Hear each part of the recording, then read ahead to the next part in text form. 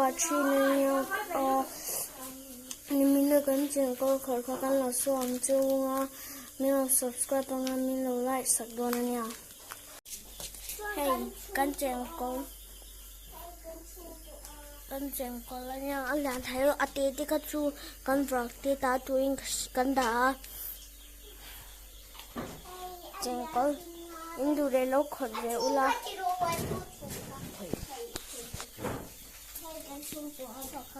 cần con đó cần chùm nó à nó kia nè cần nha nó kia nè trên trang tròn có nó bây giờ hôm nào đủ đủ để khai nó gì nó ngay lâu khỏi về ngay này đồn nha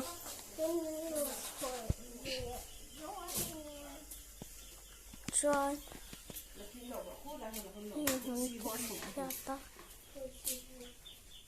hay cần nha cậu nha cần hay cần nào không đàn nha với nha cần mẹ tụi chú chèn con lên nha choan đàn hiện nha choan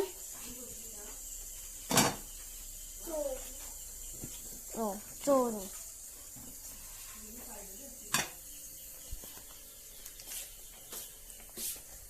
choan phải chừng ngoài hơn hay chừng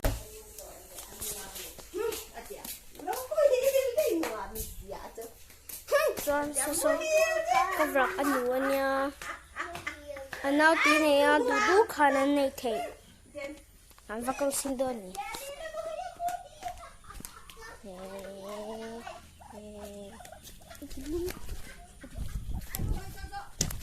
hay hi cái vật anh nuôi nha anh cần mình hơn là John cha nó mà ở phèo gì ạ ama hian nau te so mane ya bat a thi to anan jam bak to chu kan thla chhuak phut ani a ha tuang dan tia kan thla chhuak ani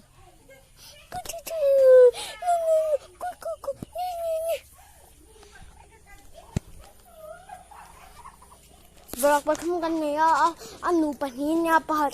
pat a omna chu ka lo shang chu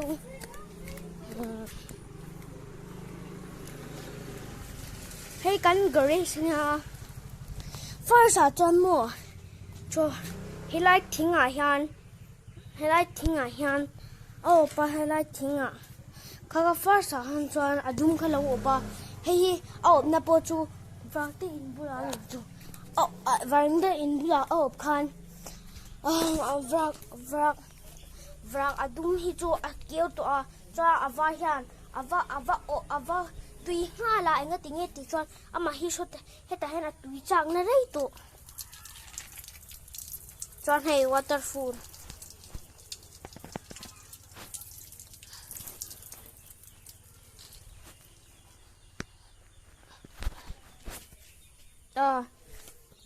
tui gan ne to an tui chu in mu cha kem chu ma hena màu mà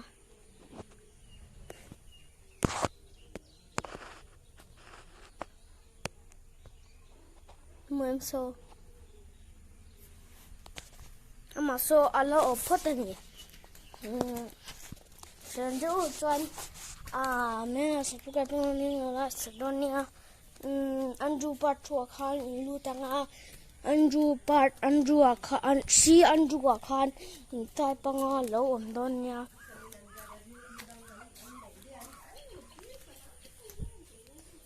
bye bye